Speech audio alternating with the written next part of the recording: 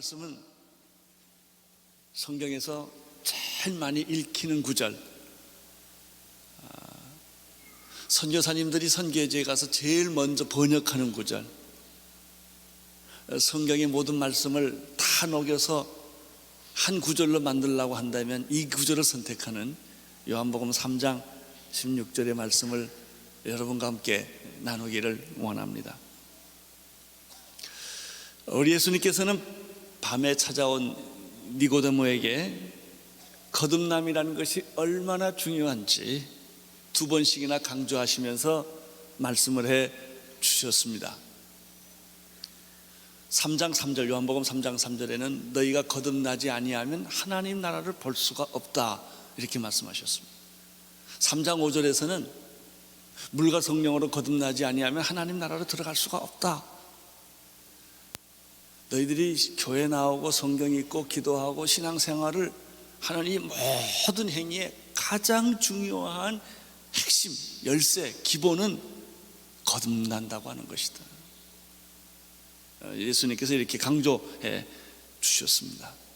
오늘 우리 사회가 흔들리는 까닭은 기본이 흔들려서 그런 거 아니겠습니까? 기초가 없이 세운 집은 화려할수록 위험합니다. 높이 질수록 위험합니다. 태풍이 불고 폭풍이 치고 비바람이 치면 무너지기 때문에 그렇습니다. 우리 사회를 여러 가지 진단하겠지만 기초가 부실한 공사와 같은 나라입니다. 그래서 고층 빌딩을 질수록 불안하고 조직이 생기고 사회가 팽창할수록 우리는 걱정스러운 것이 너무 기반이 약하기 때문에 그렇습니다. 어떻게 기초를 튼튼하게 다시 세우느냐 하는 숙제가 있습니다. 마찬가지입니다. 신앙생활에 기본, 기초가 있다면 무엇이겠습니까? 거듭난다고 하는 것이죠. 이 거듭난다고 하는 기초를 세우지 않고 여러분이 종교적인 선행을 베풀고 도덕적인 삶을 살고 그리고 여러분들이 율법적인 모든 행위를 하면 할수록 불안해지는 것입니다. 진정한 거듭남이란 무엇일까? 예수님이 우리에게 이렇게 말했습니다. 물과 성령으로 거듭나는 것이다. 육체로 거듭나는 것은 거듭나는 것이 아니다. 인간적인 방법으로, 종교적인 행위로, 세상적인 방법으로 만약 여러분이 거듭났다고 생각한다면 그것은 가짜다. 비슷하다 그러면 괜찮겠습니다. 그런데 가짜라 그러면 겁이 납니다. 육으로 난 것은 육이요 성령으로 난 것은 영이니 내가 내게 거듭나야 하겠다는 말을 기여기지 말라. 예수님은 이렇게 말씀하셨습니다. 그러면 정말 내가 거듭나는 것이 진짜인가? 진짜인가? 어떻게 하는 것이 정말 거듭난 것인가? 철저히 말씀으로 거듭나는 것이 진짜 거듭난 겁니다. 물로 거듭나는 것이죠. 하나님의 말씀은 칼입니다. 하나님 말씀은 살아있고 운동력이 있어 좌우의 날쌘 어떤 검보다 예리하여 우리의 영과 혼과 관절을 찔러 쪼갭니다.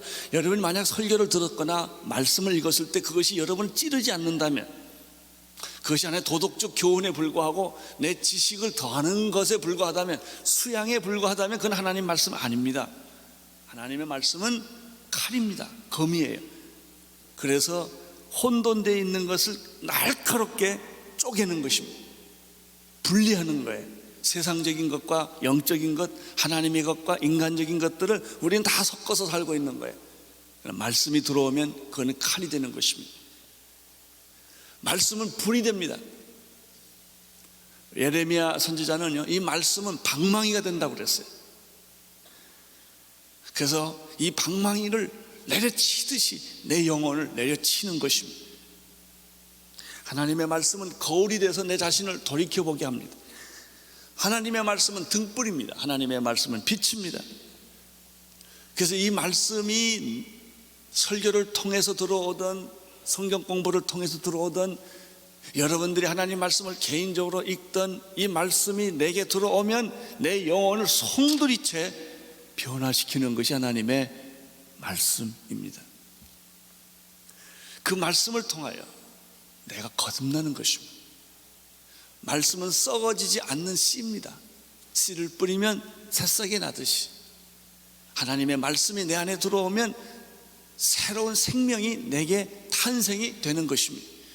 그것이 거듭남이에요. 이 말씀이 내 안에 들어와서 나를 변화시킬 뿐만 아니라 이 거듭나는 것은 성령의 바람과 불이에요. 성령의 역사예요. 성령의 기름 부으심이에요. 거룩한 영, 하나님의 영, 진리의 영, 이 그리스도의 영. 로마서에서는 그리스도의 영이 없으면 그리스도의 사람이 아니라고 그랬죠. 우리는 보통 내 지식과 내 정신 세계를 가지고 보통 살아갑니다. 그것이 아니고 내 안에 있는 영이 아니라 그리스도의 영이 내 안에 들어올 때 나는 거듭나게 되는 것이죠. 따라서 여러분이 예수 믿고 거듭났다는 것은 반드시 두 가지로 확인해야 돼요. 그것이 말씀으로 이루어진 것인가, 두 번째 성령으로 여러분이 거듭난 것인가. 성령님은 연약하고 부족하고 미숙한 우리들을 완성시킵니다. 처음에는 미숙하고 불완전하지만 그 말씀과 성령이 우리 안에 들어오면 우리의 믿음을 성숙하게 만들고 왕숙하게 만들어 주시는 것입니다. 이것은 마치 한 여성이 나이가 차서 결혼하게 되면 남자의 씨를 받게 됩니다. 그러면 임신을 하게 됩니다. 이것은 아주 신비스러운 경험이지요. 처녀 때는 전혀 상상할 수 없는 일이 여자의 몸에서 일어나는 것입니다. 처음에는 임신이 됐는지 안 됐는지 잘 모르지만 그러나 곧 확인하게 되고 몸 안에 변화가 오기 시작합니다. 입맛부터 달라지기 시작하고 감정이 달라지고 육체가 달라지기 시작하죠. 근데 임신이 되면 막을 방법이 없습니다. 처음에는 배를 아무리 수건으로 동로 매어 산다 하더라도 그거 다 잠깐 얘기지요. 나중에 커지게 되면 어떻게 주체할 방법이 없습니다. 되게 보니까 임신 6개월, 7개월 가면 아예 내놓고 살더라고요. 이렇게 감출 생각을 아예 하지도 않고요. 얼굴에 뭐가 생기기 시작하고 몸에 변화가 오기 시작하더라고요. 여러분 이게 뭔지 아세요? 생명이라는 것이 인간의 육신의 생명도 한 여자의 몸에서 잉태하기 시작했을 때는 막을 방법이 없다는 거예요. 생명이라는 것은 성장하지 않으면 죽은 겁니다. 그거는 만약에 임신을 했는데 2년 3년 갔다, 그건 죽은 겁니다. 여러분 육신의 생명도 그렇거든. 영적인 생명이 만약에 내 안에 잉태했다고 한다면 이게 거듭난 건데요. 영혼의 생명이 내 안에 잉태했다면은 처음에는 별로 변화가 없을지 몰라요. 그러나 1년, 2년, 3년이 지나가면 내 안에 있는 영적인 생명은 성장하고 발전하고 나중에 이것이 해산이 되는 거예요. 여러분 잘 기억하십시오. 예수 믿은 지 10년 돼도 변화가 없다는 것은 당신의 거듭남이 가짜라는 증거. 그래서 무섭고 두려운 겁니다. 교회 나온 것으로 중요한 게 아닙니다. 정말 내 안에 거듭났다면, 예수님의 생명이 내 안에 정말 들어왔다면 나는 변할 수밖에 없는 거예요. 원하든 원하지 않든 내가 변하는 것이 아니라 내 안에 계신 이 생명이, 예수의 생명이 자라나는 거거든요. 변하는 거거든요. 성장하는 거거든요. 그분이 말하고 그분이 보고 그분이 듣고 그분의 나의 사고방식과 생활 양식을 송두리째 바꿔버리는 것이죠. 만약 이것이 안 바꿔졌다면 여러분은 죄송합니다, 거듭나지 않은 거예요. 그냥 거듭난 척하고 교회를 다닌 것에 불과하다 말이죠.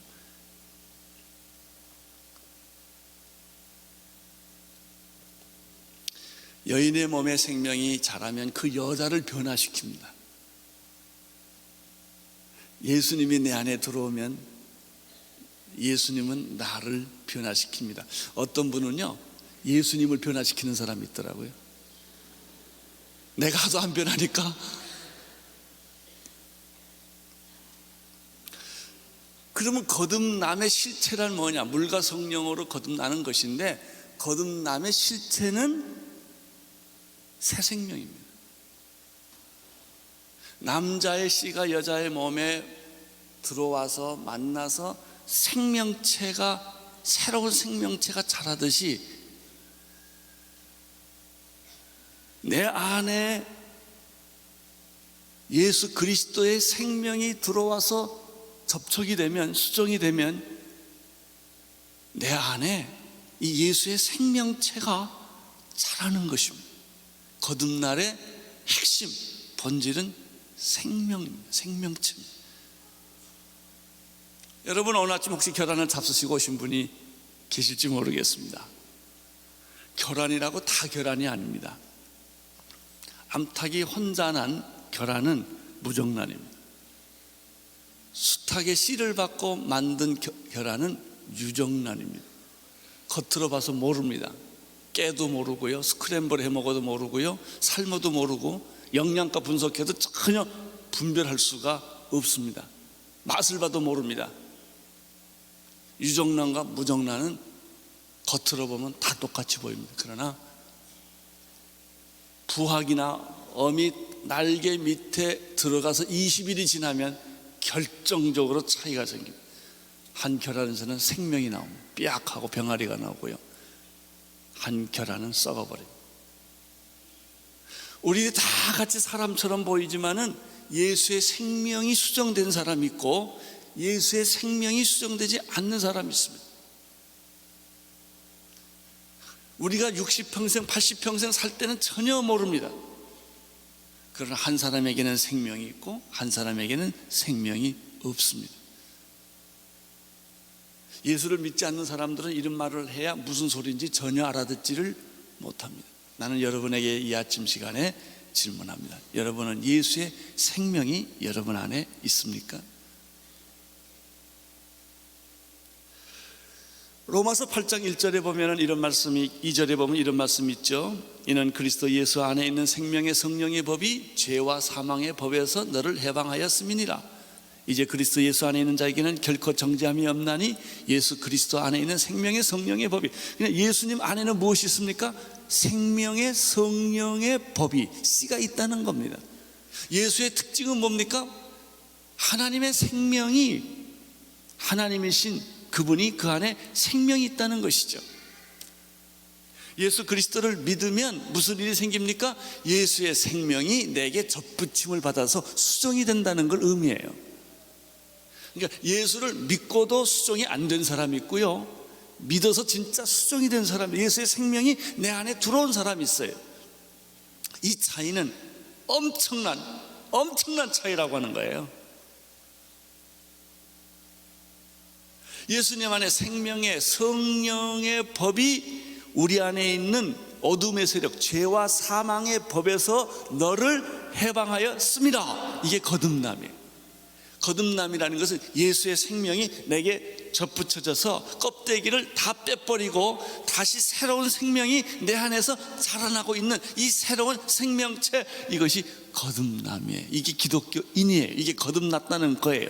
이것이 구원받았다는 것이죠. 구원받은 사람의 특징은 무엇입니까? 거듭남이에요. 하나님의 사람의 특징은 무엇입니까? 거듭남이에요. 영의 사람의 특징은 무엇입니까? 거듭남이에요. 거듭남. 다시 말하면 내 안에 예수의 생명이 접붙여져서 여자가 임신하여 잉태하듯이 내 안에 예수의 생명이 자라나는 거예요. 자라나. 생명의 특징은 성장입니다. 성장하지 않는 생명은 죽은 것입니다. 나는 여러분 안에 예수님의 생명이 날마다 성장하고 있을 줄로 믿습니다. 우리가 밥을 먹고 우리가 물을 마시듯이, 그래서 내 육신이 건강해지죠. 공기를 마시듯이 내 안에 이 예수의 생명이 성장하는 게 뭐예요? 말씀을 먹고 기도를 먹고 이런 것을 통해서 내 안에 있는 예수의 생명이 더욱더욱 풍성해지는 것이죠. 강해지는 것이죠. 연약한 그리스도인이 있고 강한 그리스도인이 있는 것입니다. 요한복음 1장 4절에 우리가 기억해야 될 아주 좋은 말씀이 있습니다. 그 안에 생명이 있었으니. 예수의 특징이 뭐냐? 예수 안에 있는 생명이라는 것입니다. 생명. 나는 오늘 여러분이 생명에 눈을 뜰 수 있게 되기를 축원합니다. 예수님을 그냥 믿는다, 그분의 말이 멋있다, 도덕적 삶이 높다, 윤리적 수준이 높다, 이게 아닙니다. 예수 안에 있는 생명, 그것이 중요한 거예요. 어떤 사람은요, 기독교 윤리실천 운동을 하는 게 있습니다. 중요하고 좋은 일입니다만 본질이 아니에요. 기독교는 윤리실천 운동하는 것이 아니라 생명 운동을 하는 것입니다. 윤리가 아닙니다. 생명이 있으면 윤리가 있는 것이지, 윤리가 있다고 생명이 생기는 것이 아니라는 것이죠. 그 안에 생명이 있었으니 이 생명은 사람들의 빛이라. 생명을 정말 가지고 있는 사람은, 사랑이 많은 사람은 사랑을 나누어주게 되어 있습니다. 왜 당신이 남에게 사랑을 나눠주지 못하는가? 사랑을 받은 일이 없으니까. 지식이 있다고 사랑하지 않습니다. 돈이 있다고 사랑하지 않습니다. 여러분이 건강하다고 남을 사랑하는 것이 아닙니다. 내 안에 사랑이 흘러넘칠 때 그 사랑은 남에게 전달되는 것이죠. 생명이 있어야 생명은 남에게 전달되는 것이죠. 생명이 있으면 이 생명은 사람들의 빛이라. 이게 윤리예요. 내 안에 있는 예수의 생명이 다른 사람에게 이것이 전달될 때 다른 사람을, 죽은 자를 살리고 약한 자를 강하게 만들고 병든 자를 치유하고 상처받은 자를 회복시키는 능력이 예수에 있는 이 생명이라는 것이죠. 요한일서 5장 11절 12절에 이런 말씀이 있습니다. 또 증거는 이것이니 하나님이 우리에게 영생을 주신 것과, 자 보십시오, 하나님이 우리에게 영생을 주셨습니다. 이 생명이 그의 아들. 그럼 하나님이 주신 영생은 어떻게 내게 전달되는가? 그의 아들 예수 그리스도 안에 이 생명이 있었으니. 아들이 있는 자에게는 생명이 있고 아들이 없는 자에게는 생명이 없느니라. 이 아들 예수 그리스도 안에 생명이 있었으니 이 생명은 사람들의 빛이라. 너희들이 이 생명이신 예수 그리스도를 접촉을 할 때, 그 예수 그리스도를 만질 때, 예수 그리스도를 받아들일 때, 예수 그리스도를 믿을 때, 예수 그리스도를 바라볼 때, 접촉할 때 예수 안에 있는 생명이 썩어져 죽을 수밖에 없는 나의 육신의 본질 속에 이 생명이 들어온다는 것이죠. 생명이 들어오면 죽을 것도 살려주는 거예요. 썩은 것도 살려주는 거예요. 망하는 것도 살려주는 것은 내가 아니라 그 안에 있는 예수의 생명이 그렇게 한다는 거예요. 할렐루야. 여러분이 예수 믿는다는 말의 뜻을, 본질을 이렇게 성경 말씀대로 정확하게 이해하는 것이 중요합니다. 그래서 그 요한일서 5장 13절에 계속해서 보면 이런 말씀이 있어요. 내가 하나님의 아들의 이름을 믿는 너희에게. 여러분 하나님의 아들 예수 그리스도를 믿지 않습니까? 내가 하나님의 아들의 이름을 믿는 너희들에게 이것을 쓰는 이유가 있다. 너희로 하여금 너희 안에 너희에게 영생이 있음을 알게 하고 싶다. 근데요, 임신하고도 임신한지 모르는 여자가 있는 것처럼요, 예수를 믿고 자기 안에 예수의 생명이 있음에도 불구하고 그것이 있는지 없는지 잘 모르는 분들이 꽤 있다는 겁니다. 그래서 그것이 당신 안에 생명이 있음을 알게 하려 함이라. 눈에 안 보이니까. 그리고 그 생명은 당신을 변화시킬 것이다. 그래서요, 이 세상에서 제일 악질은 자기가 안 변한다고 믿는 사람이에요. 여러분 변합니다. 믿으십시오. 내 성격도 변하고요, 내 삶도 변할 것입니다. 왜냐하면 내 안에 예수의 생명이 있기 때문에 그렇습니다. 그러면 예수님의 생명이 내 안에 들어오는 방법은 무엇인가? 예수님께서 14절에서 이렇게 설명을 하고 있습니다. 요한복음 3장 14절을 한번 읽어주시겠습니까? 시작. 15절 모세가 광야에서 뱀을 든 것 같이 인자도 들려야 하리니 이는 저를 믿는 자마다 영생을 얻게 하려 하심이라. 예수님의 생명이 어떻게 내 안에 들어오는가라고 하는 사실은 민수기에 보면 구약에 굉장히 신비스러운 한 사건이 있었다는 겁니다. 그 사건을 예로 들어서 설명하는 것입니다. 민수기 21장에 보면은 이스라엘 백성들이 홍해 바다를 건너서 이제 기적을 목격하고 적과 끓이는 가나안 땅을 가기 위해 광야에서 훈련을 받고 있는 도중에 하나님이 어떤 훈련을 시켰냐면은 육체를 괴롭히는 훈련을 시킵니다. 환경이 좋지가 않아요. 먹을 것도 없고요, 마실 물도 없고요. 그리고 지치고 고달프게 함으로써 하나님이 그 사람을 훈련을 시키는 거예요. 고난이 없으면 영광이 없습니다. 여러분이 고난 겪을 때, 시련을 겪을 때 그것이 하나님을 연단시키는 하나님의 방법이라는 사실을 기억하시기를 바랍니다. 근데 이스라엘 백성들이 그거를 깨닫지 못하고 하나님이 날 골탕 먹이고 죽이고 괴롭힌다 이렇게 생각을 한 거예요. 그리고 하나님께 상처를 받은 거예요. 그것이 민수기 21장 4절에서 9절의 내용이에요. 그들은 원망하기 시작했어요. 하나님이 우리를 죽이려고 한단 말이죠. 하나님이 살아계시면 이럴 수가 있느냐 말이죠. 왜 먹을 걸 주지 않냐 이게. 아무리 걸어가도 먹을 게 없어요. 우선 배가 고프거든요. 마실 물이 없어요. 기막힌 환경의 어려움을 겪습니다. 근데 아주 신기스러운 게 있어요. 이 사람들이 먹을 게 없고 마실 물이 없으니까 금방 홍해가 갈라졌던 기적을 다 잊어버린 거예요. 인간이라는 게 말이죠, 작은 고난 앞에 큰 축복을 잃어버리기가 쉬워요.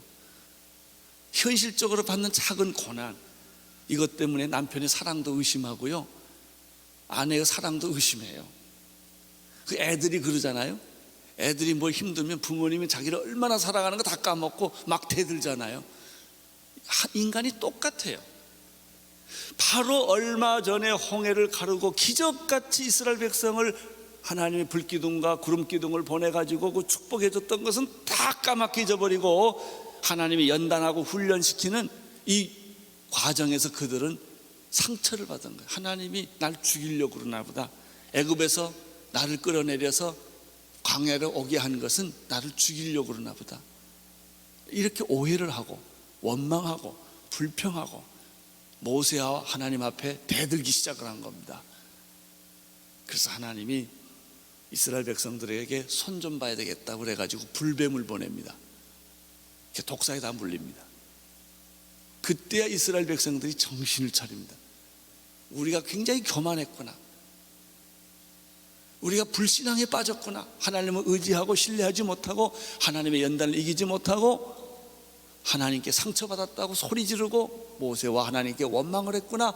그리고 그들이 빨리 잘못을 깨달았어요. 그래도 참 잘못을 깨닫는 게 얼마나 귀합니까?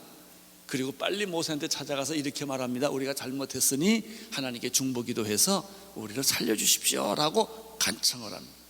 그 내용이에요. 그런데 말이죠, 하나님이 이란 이스라엘 백성의 요구에 아주 이상스러운 신비스러운 방법으로 응답을 합니다. 내가 고쳐주겠는데, 불뱀에 밀려서 다 지금 죽게 되어 있는 사람들에게 이렇게 대답을 주는 것입니다. 장대를 높이 드는데 그 위에 구리로 만든 뱀을 달아라. 그 구리뱀을 높이 장대 위에 있는 구리뱀을 바라보는 사람은 다 살리라. 아주 특이한 방법을 주셨습니다. 왜 이런 이해되지 않는, 상식에 맞지 않는 이런 방법을 하나님이 이스라엘 백성에게 주셨을까요? 비밀이 있습니다. 먼 훗날에 이런 사건이 있다. 온 인류의 죄를 위하여 예수 그리스도께서 십자가 위에 처절하게 죽게 될 것이다. 피를 흘리고 살을 찢기고 조롱을 당하고 그는 죽을 것이다.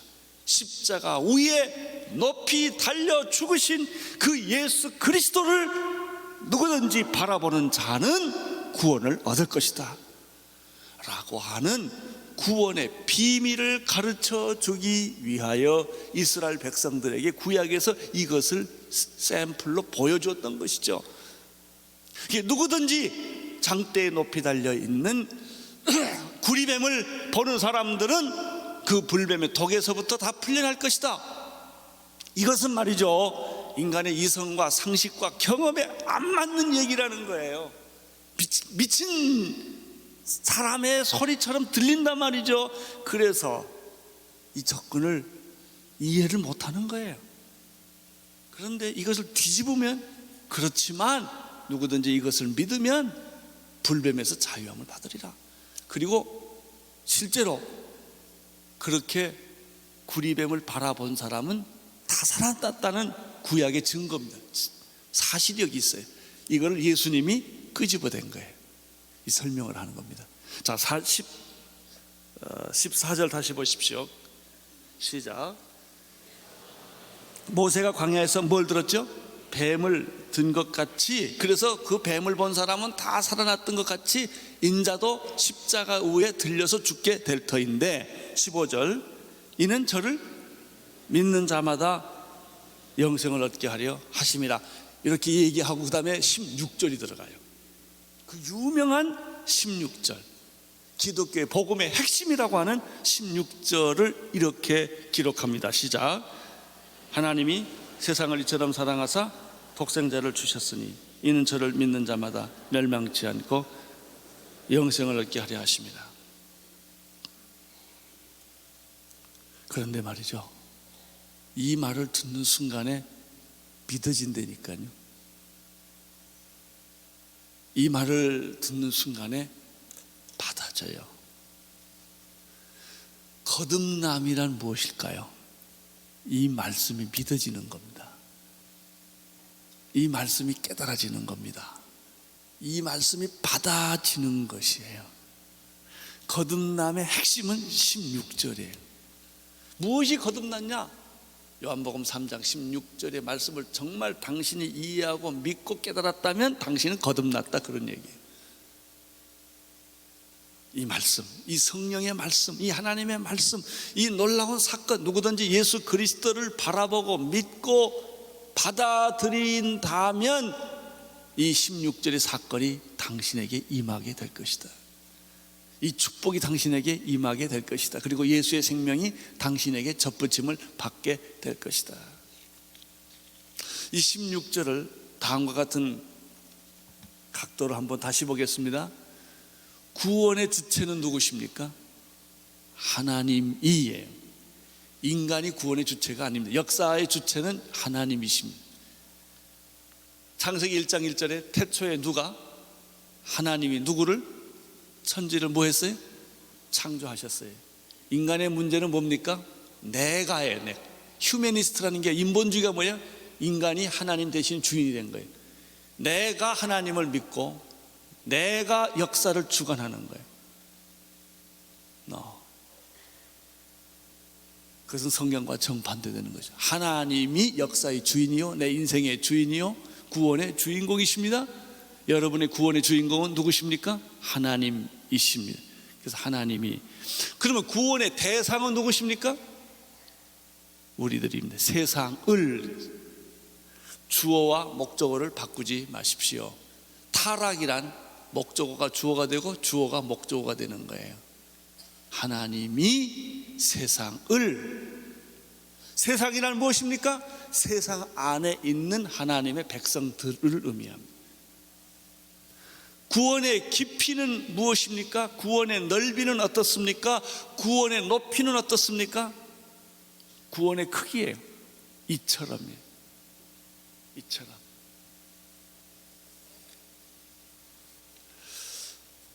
How much do you love me? 그 어떤 그 그림에 그런 게 있더라고요. 예수님 십자가 못 벗겨 돌아간 사진 넣고 거기다 그렇게 써놨어요.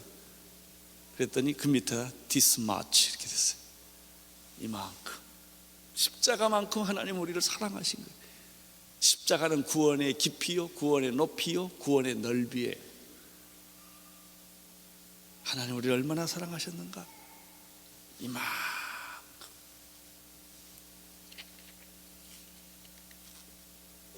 구원의 동기는 뭘까요? 사랑. 하나님이 세상을 이처럼 사랑하사 이렇게 됐는데 그 사랑하사는 과거형이에요. 이미 사랑하신 거예요. 하나님 우리를 사랑하셨습니다. 그 사랑은 어떤 사랑입니까? 조건 없는 사랑입니다. 그 사랑은 어떤 사랑입니까? 희생하는 사랑입니다. 그 사랑은 어떤 사랑입니까? 자기의 아들 독생자를 십자가에 못 박혀 죽이기까지 하신 사랑입니다. 이것이 하나님의 사랑이에요. 구원의 동기는 사랑이에요. 구원의 대상은 당신입니다.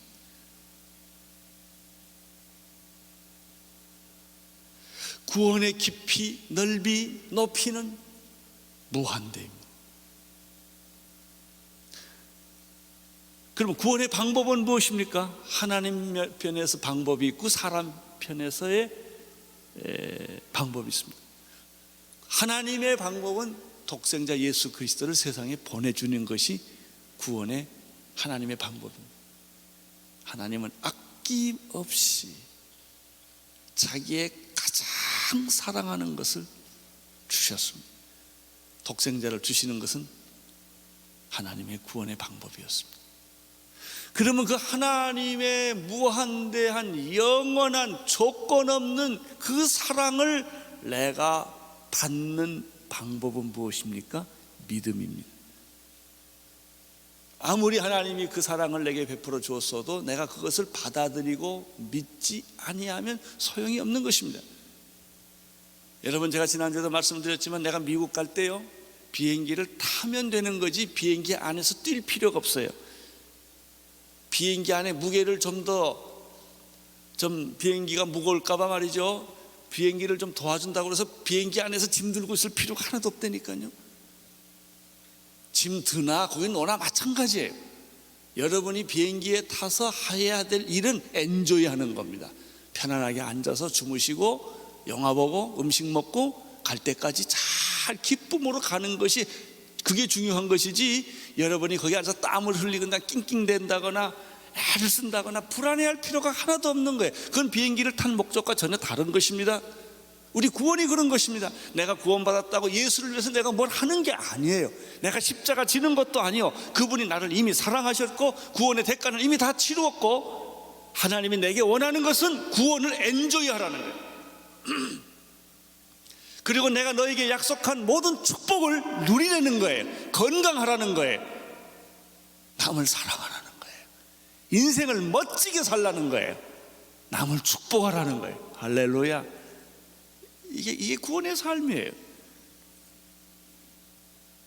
여러분, 우리 교회가 해야 될 가장 중요한 건 천국 가기 전까지 이 세상 변화시키는 거예요. 이 축복을 세상에 나누어주고 영향력을 주고, 우리 그리스도인들이 세상에 앞장서서 좋은 세상 만드는 그 주체가 교회요, 그리스도이 돼야 된다는 얘기예요. 뜻이 하늘에서 이루어진 것처럼 이 땅에서도 이루어질지어다. 할렐루야. 이런 겁니다. 하나님의 구원의 방법은 독생자 아들을 주시는 것이요, 나의 구원의 방법은 믿음이에요. 누구든지 저를 뭐하는 자마다, 믿는 자마다, 조건인 흑인이냐 백인이냐 동양인이냐 지식인이냐 무식한 사람이냐 부자냐 가난한 사람들이냐, 이것은 조건이 아니에요. 누구든지 조건이 있다면 믿느냐 안 믿느냐의 차이. 잘 보세요. 아느냐 모르느냐의 차이가 아니라니까요. 당신 예수를 믿소 이렇게 말하지, 당신 예수를 아시오 이렇게 말하지 않아요. 안다고 구원이 오는 것이 아니고 믿어야 접촉이 되는 거예요. 왜? 하나님의 지식은 너무나 크기 때문에 인간의 지식으로는 하나님을 다 알 수가 없어요. 여러분, 절대 하나님 다 알라고 그러지 마세요. 여러분이 하나님을 다 알면 여러분이 누가 돼요? 하나님이지. 그렇게 오만스러운 말이에요. 그게 내가 이해해야 믿는다? 아니, 어떻게 여러분의 지식과 경험으로 하나님을 다 이해하고 하나님을 다 알 수가 있겠어요? 하나님이 보여주신 것만큼 보고 알게 하는 것만큼 알 뿐이지, 개가 어떻게 인간을 다 이해합니까? 내가 이해해야만 하나님이 계시다고 어떻게 말할 수가 있어요? 그래서 믿는 거예요. 믿는 거. 그분께 예배하고 경배하고 찬양하는 것이지, 하나님은 내 종이 아니라니까요. 그래서 구원의 방법은 뭐예요? 믿음이에요. 겸손하게 무릎 꿇고 그분께 경배하고 찬양하고 신뢰하는 것입니다. 이 구원의 방법이에요. 하나님의 구원의 방법은 독생자를 보내신 것이요, 나의 구원의 방법은 그분을 믿는 거예요. 결과는 무엇입니까? 두 가지가 있어요. 소극적인 결과는 멸망시키지 않을 것이다. 적극적인 결과는 영생을 얻게 될 것이다. 할렐루야. 이것이 구원의 요점입니다. 요체예요. 만약 당신이 이 사실을 받아들이고 믿으신다면 거듭남은 이미 당신 안에서 이루어졌다. 할렐루야. 그거예요. 요한복음 1장 12절 말씀 기억하십니까? 영접하는 자 곧 그의 이름을 믿는 자들에게는 하나님의 자녀가 되는 권세를 주셨느니, 거기 두 가지 파트가 있어요. His 파트가 있고 하나님 파트가 있고요, Our 파트, 내 파트가 있어요. 내 파트는 뭐예요? 누구든지 예수 그리스도를 뭐하면, 그의 이름을 믿으면, 이건 내 파트예요.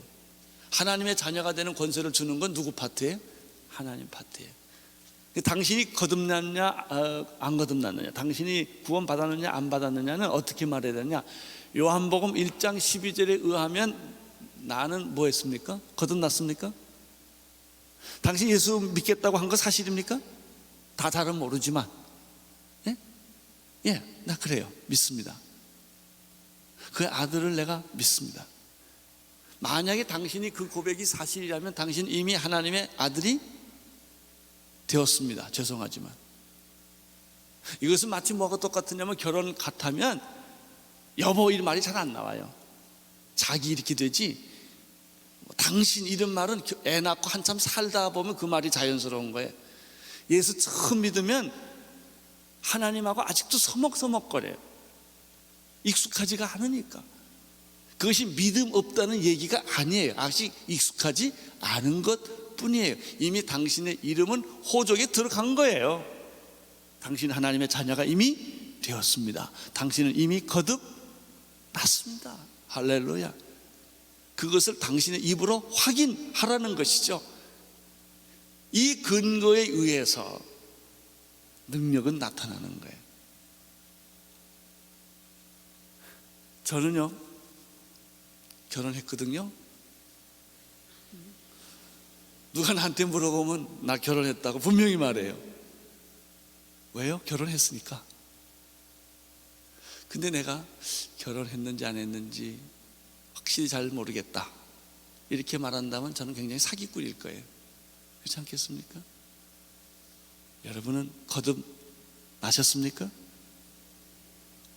그거를 확인하세요. 여러분 구원을 받으셨습니까? 예. 이거 기초, 이게 중요한 뿌리입니다. 내가 좀 도덕적으로 아직도 미숙하고 신앙의 경륜이 짧고 열심히 작다, 이건 중요하지 않아요. 여러분 결함이 작고 크고 이건 중요하지 않아요. 큰 결함이 있을 수도 있고 작은 결함이 있을 수도 있는 거예요. 중요한 것은 크다 작다가 아니에요. 생명이 있느냐 없느냐가 중요합니다. 하나님은 여러분을 사랑하셨습니다. 독생자를 주셨습니다.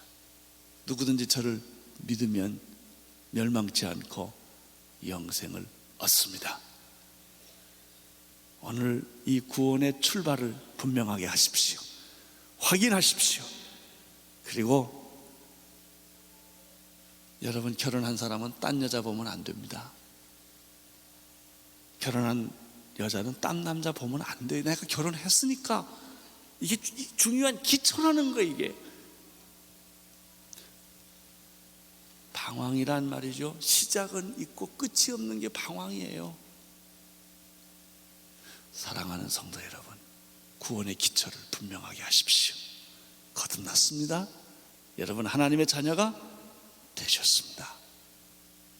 그 기초에 의해서 여러분의 믿음을 키워가십시오.